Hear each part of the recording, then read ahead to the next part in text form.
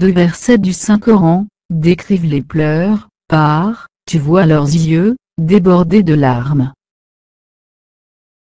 Mais pourquoi donc, les pleurs sont ainsi décrits? Y a-t-il une raison, dans l'utilisation de cette expression? Surtout, qu'à travers toutes les époques connues, ainsi qu'au 7e siècle, quand le Coran fut révélé, cette expression arabe est inaccoutumée, et est même singulière. Afin de comprendre la signification de cette description, je vous invite à suivre, d'une façon brève, le chemin parcouru par les larmes dans les yeux. La glande lacrymale principale, et les glandes lacrymales accessoires, sont responsables de la sécrétion des larmes. À partir des glandes lacrymales, les larmes et le film lacrymal empruntent plusieurs canaux pour atteindre le bord interne de la paupière supérieure, à partir duquel elles s'écoulent sur la surface externe de la cornée et de la conjonctive, afin de la laver, la désinfecter et élever son taux d'humidité, puis atteignent le coin de l'œil, ou lac lacrymal, pour s'engouffrer ensuite dans les points lacrymaux, afin d'emprunter le canal lacrymal supérieur et le canal lacrymal inférieur, et se déverser dans le sac lacrymal.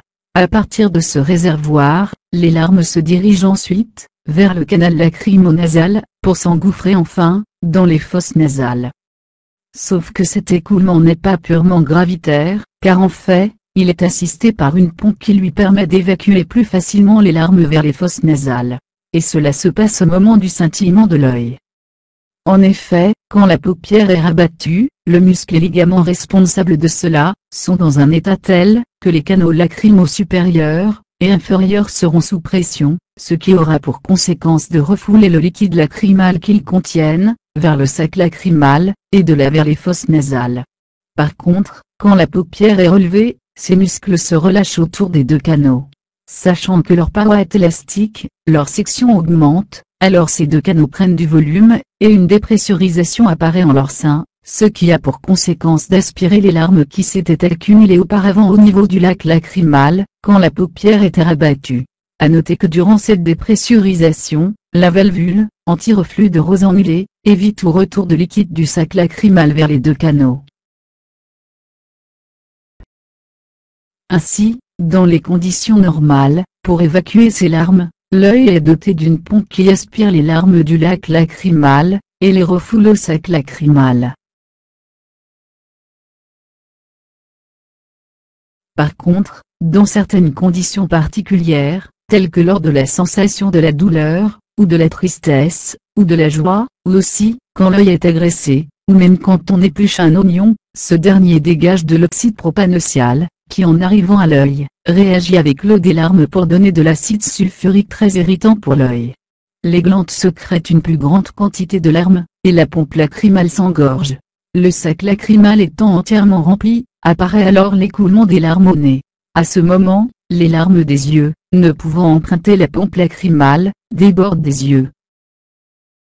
Finalement, on conclut que les larmes s'écoulent dans l'œil, tout le temps, nuit et jour, dans un itinéraire à l'intérieur de l'œil, et ne sont donc pas visibles de l'extérieur. Mais durant les pleurs, les glandes lacrymales déversent trop de larmes. La pompe lacrymale s'emballe, le sac lacrymal se remplit, et les larmes apparaissent au nez. À ce moment, ne pouvant être évacuées par ce parcours, alors les larmes débordent des yeux, et coulent sur le visage. Aujourd'hui, les scientifiques définissent les pleurs par un débordement des larmes des yeux. C'est justement cette conclusion de débordement, à laquelle est arrivée la science moderne, qui est affirmée sans équivoque, à 2 reprises, dans le Saint-Coran, depuis le 7e siècle. Tu vois leurs yeux, débordés de larmes, parce qu'ils ont reconnu la vérité. Voici le texte du Saint-Coran. ترى أعينهم تفيض من الدمع مما عرفوا من الحق. Ils retournèrent, les yeux débordant de larmes. Voici le texte du Saint-Coran. تولوا وأعينهم تفيض من الدمع الدمع حزنا ألا يجدوا ما ينفقون.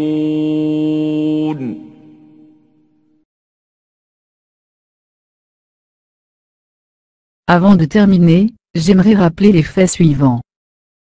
1. En Orient, ce n'est qu'au Xe siècle qu'Ibn Sina, Avicenne, le premier, décrivit avec justesse l'anatomie de l'œil humain et les symptômes de la cataracte. 2.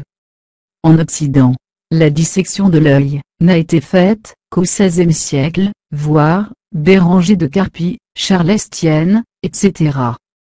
3. Il est possible que, pour décrire les pleurs, quelqu'un serait tenté d'utiliser d'autres expressions telles que « tu vois leurs yeux inondés de larmes » ou « leurs yeux submergés de larmes » ou « de leurs yeux coulaient les larmes » de leurs yeux jaillissaient les larmes, etc. Malheureusement, toutes ces descriptions ne nous avisent pas qu'avant les pleurs les larmes étaient déjà présentes, contrairement au verbe déborder.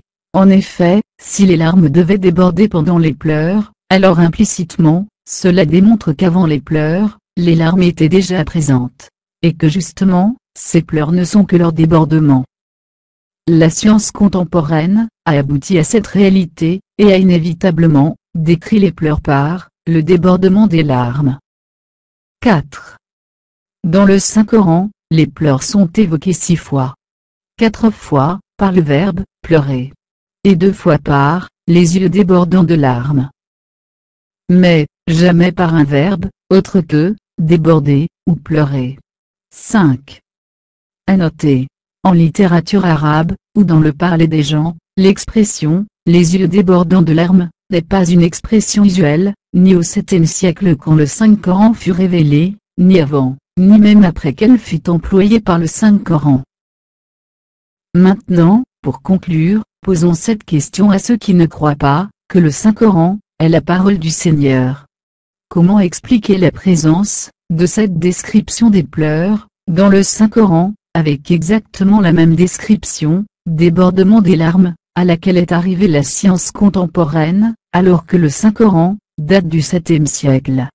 Sachant qu'au 7e siècle, les connaissances de l'anatomie de l'œil étaient dérisoires, voire inexistantes.